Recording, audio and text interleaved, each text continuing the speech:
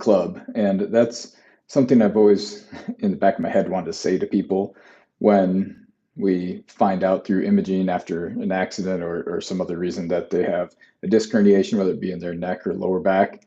And the difficult part to convey to these folks is that they're extraordinarily common. We can find them in just about anyone. Why it happens to be, or if even if it is why you're here, or why it's causing you any pain, we don't know specifically.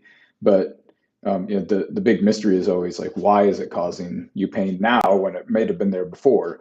It's highly unlikely that you came to me right after it happened.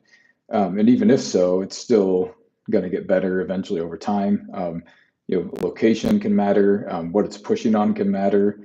And sometimes a disc bulge or disc herniation does require intervention, but more often than not, it's going to heal over time. It's going to get better. And as a friend of mine has always liked to say, if disc herniations were that big of a problem in the human race, there wouldn't be humans left, because we all would have died out due to the severe symptoms, complications, and things like that from herniated discs.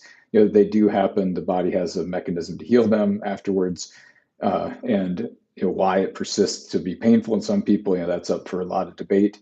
But the majority of folks that I see that we talk about having them, they still get better within a couple of months, and maybe they have some stiffness in here and there in the future, but for the most part, it's not going to affect their life. I suspect that some people that continue to have persistent problems with them also have this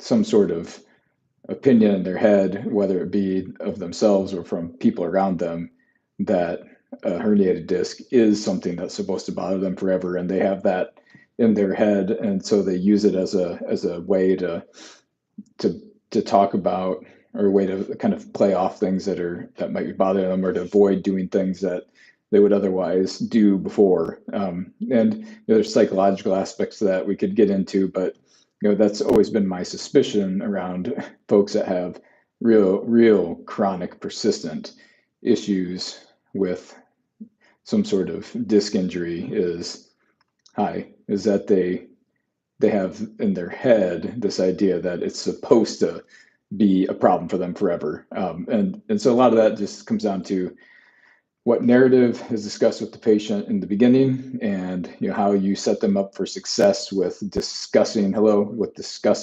their injury and making sure that we have a good outcome, because we're keeping the patient in a positive mindset and help them understand that the body has mechanisms to heal and it's going to get better. And in the end, we could MRI every person on our street, and it can guarantee they're all going to have a disc injury, even if they don't have pain. So with that said, check out all the other videos on my channel. This live one will go back on there, and hope you found it useful.